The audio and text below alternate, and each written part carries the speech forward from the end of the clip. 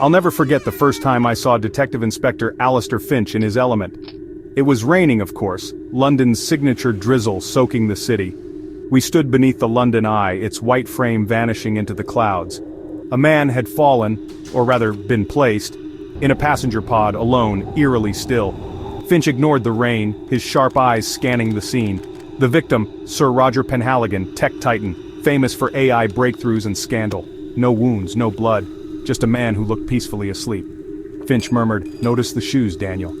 One lace was tied sloppily, unlike the other, and his watch, a Patek Philippe, stopped at exactly 3:14.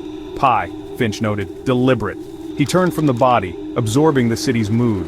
This wasn't just a murder, it was a message. The killer had chosen the London Eye for a reason, a public puzzle, a challenge. Finch's lips curled in a faint, hungry smile. The game, as they say, was afoot. The city waited, rain falling, for Finch to begin, and so did I. The next day we visited Penhaligon's opulent Belgravia townhouse. First Lady Beatrice, the widow 30 years younger, poised, her grief oddly rehearsed. She spoke of enemies, but her eyes kept darting to the clock. Next, Julian Croft, business partner, a jittery genius in a stained t-shirt. He mentioned a heated debate over AI ethics, then dismissed it. Finch watched, silent, reading every nervous tick. Finally, Elias Vance, the ruined professor, surrounded by books and equations. He called Penhaligon a thief, admitted hatred, but smiled at the idea of murder. Each had motive: Beatrice for inheritance, Croft for control, Vance for revenge. Finch gathered their words, weaving threads of ambition and secrets. Somewhere in this tangle, the truth waited. He just had to find the right thread to pull. The suspects were set, the game had truly begun. London's secrets rarely stayed buried for long. Finch's method was simple: find the lie that holds the story together. In his cluttered office he circled 3:14 on the whiteboard. Pi, a signature. Our first break, CCTV from a coffee shop across from Penhaligon's home. Lady Beatrice, supposedly home with a migraine, was seen leaving in a black taxi. The taxi took her to a Mayfair poker club, not a lover's flat. Beatrice was drowning in gambling debt. Penhaligon had threatened divorce. Motive, means, and a broken alibi. She became our prime suspect. But Finch frowned. Too neat, he said. The murder was theatrical, calculated, not the act of a desperate gambler. He drew a line from Beatrice to a question mark. Her lie mattered, but not for the reason we thought. It was a distraction, a red herring.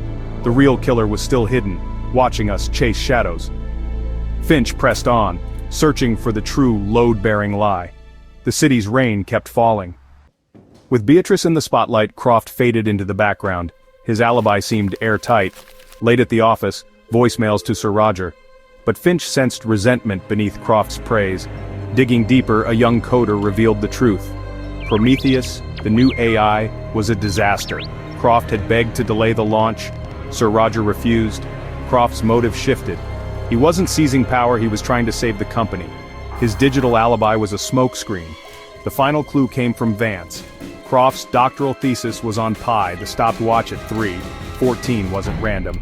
It was Croft's intellectual signature. The puzzle pieces clicked into place. The killer had left his mark in numbers, not words. Finch was ready to reveal the truth. The endgame was near. We gathered everyone in the Belgravia drawing room. Finch dismantled the red herrings, Beatrice's debts, Vance's grudge. The real performance, he said, was Croft's. The watch stopped at Pi.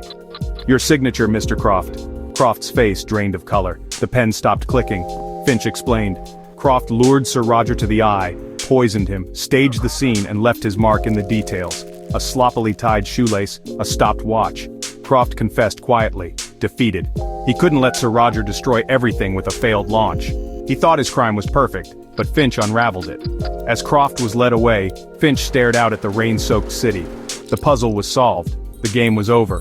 For Finch, it was just another rainy day in London. The city exhaled, secrets exposed. And I, the writer, finally understood, in London, the truth always finds its way out, even in the rain.